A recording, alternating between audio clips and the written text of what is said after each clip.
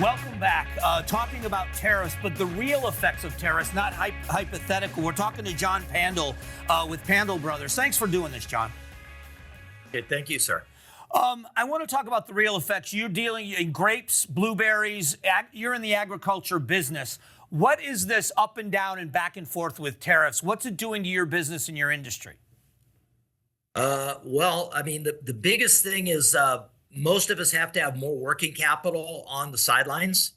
In the case of for our farming operation, when we figured something was going to happen with China, so we pre-bought all of our agrochemicals probably 3 to 4 months earlier. In our case, that's $800,000 that's spent, say, 4 months early. And in the case of our import operation, we have $3 million just kind of sitting in the account in the case we have to pay duty on our imports to keep that flow going. So, I mean, the big effect is, that's a lot of working capital that's not working. When you look at the pause in the tariffs, what kind of money is it saving the public? And how quickly, if a tariff is enforced or imposed, how quickly do the prices go up to your customers?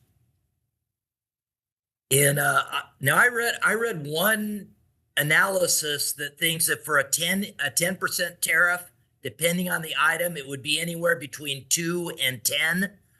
Some things go up ahead of time. Like, for example, those agrochemicals went up before the duties went in. Things like certainly steel and aluminum did. But talking to the public, as far as consumer goods, it takes a little bit to get it into the system.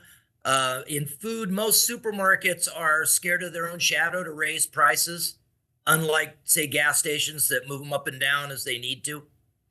It's interesting. I had a farmer tell me that farmers and ranchers are the industry that pays retail for everything that they use, and then they sell their goods at wholesale prices, where it's the opposite for everybody else. So you guys really feel the effects of these prices going up. Oh, no question. I think our costs going up. I was just kind of looking, like, for example, our operations in California are 10 years ago, our minimum wage was 9. It's now 16. You look at fuel, you look at, and that cost, the billboard lawyers that we've had some change in labor law. So we're subject to a lot of kind of lawsuits now. Is your industry have any influence? Do you have lobbyists that you work with as an industry where you're talking to the White House about the effects on your industry with these tariffs and the back and forth? Well, we, of course, have lobbyists mostly at a state level, but we have some organizations at a federal level.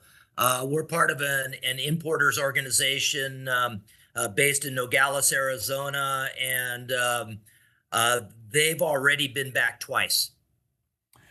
So do you have the pause on these tariffs? Is this a good thing for you that they're paused? Is it more concerning that they could come back again in 90 days and you'll be back in the same boat? What's your feeling about this?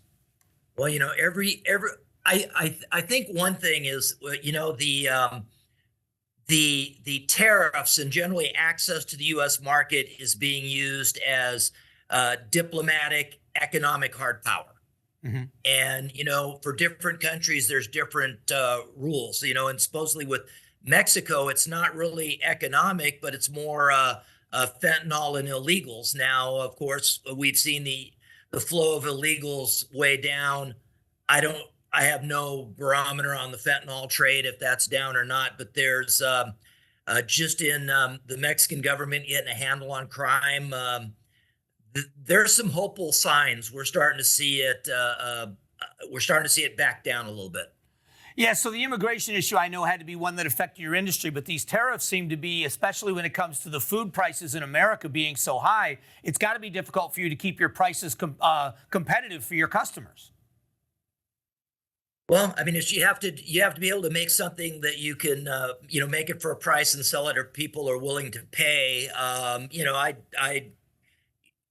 It's funny that, we pay the lowest percentage of our income for food anywhere in the world, yet we have this perception our food prices are high at the supermarket. Yeah. We are seeing some people backing off now with kind of the new frugality. Yeah. people that are going back to the office are taking their lunch and not eating lunch out, for example. Well, John, I appreciate the time and the expertise, and I wish you the best. Okay, thank you very much. All right, we'll be right back. Coming up, 58.